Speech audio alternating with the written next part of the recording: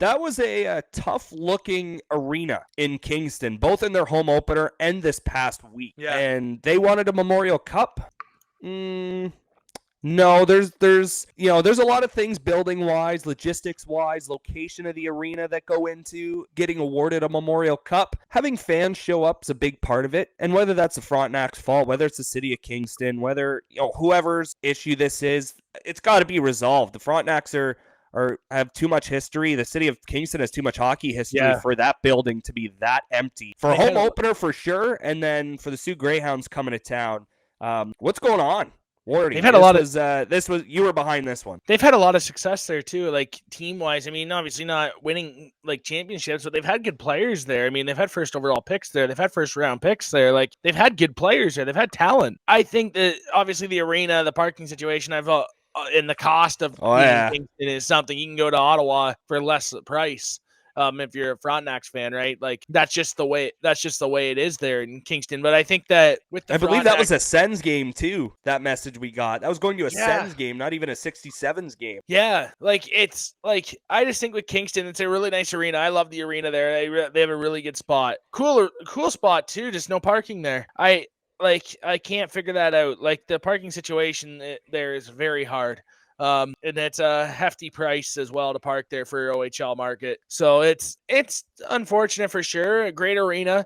I wish they would just do a little bit more with the school, maybe deal with Queens a little more. Like, obviously Queens being at the other side of the city isn't ideal, but at the same point, like, university town, you have to do that. You have to have a good relationship with the university. So maybe Kingston could do that, but I'm more concerned about the Kingston Frontenacs attendance than I am Brampton and teams that are also like that have also been a focal point of attendance around the league. And I'm more nervous about Kingston just because, yes, it's happened. It's been a thing for a long time, but at the end of the day, we gotta do better here. Like, we have to do more with the community. Like, we have to let more people be able to experience a Frontenacs game for everyone. And I think that starts with the university.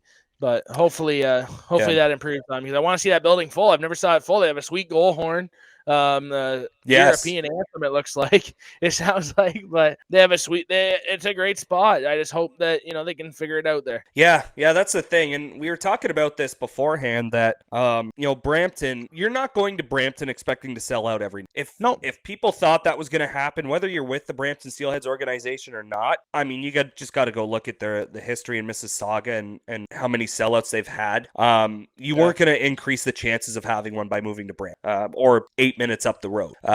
So that's not really part of this discussion. This is more a market that's established in the Ontario Hockey League for a number of years that, has had not a ton of playoff success in the last 10 years, but you're right, Colin, they've had great players. Yes, you shipped off Jason Robertson at the trade deadline, but you had him for most of his OHL career. Shane Wright was a number 1 overall pick to the Kingston Frontenacs. Like, a number of players have gone through King. Yeah, like, they've had a number, and you've got arguably a top 5 broadcaster in OHL history there in Jimmy Grillchrist. Now, there aren't a ton of people going to games and putting Jimmy on in their ears when they're at the game. Some people, I'm sure, do. But yeah, I mean, could be you want to listen to Jimmy G at home for sure. Absolutely could be. But I mean, yeah, you would think that we would see a ton more butts and seats in that building. I've never been. I can't speak on the experience of being in the building. I can just go based off of what you're telling me, Colin Ward, and that is outrageous to park for an OHL game, especially when you think about the Kitchener Rangers. It's free.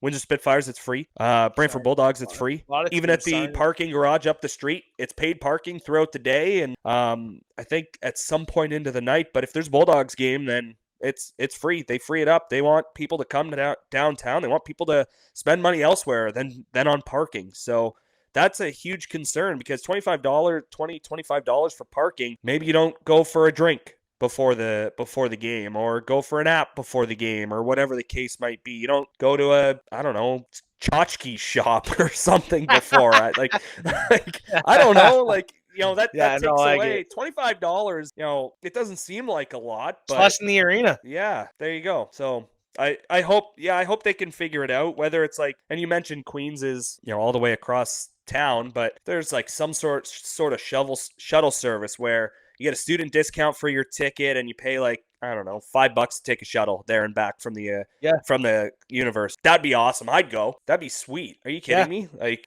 if I wasn't part of the Ice Dogs organization when I was in school, you for sure, I'd be at least 2-3 games a month. Just because the OHL is awesome. But it is what it is. But yeah, I mean, I don't know who has to be better there, Wardy. Somebody's got to be a little bit better to try and get butts in seats. Yeah, I just wish it was easier to attend a game. I wish it was just more, I guess, smoother. A smoother transition going to a game there. I wish it was easy.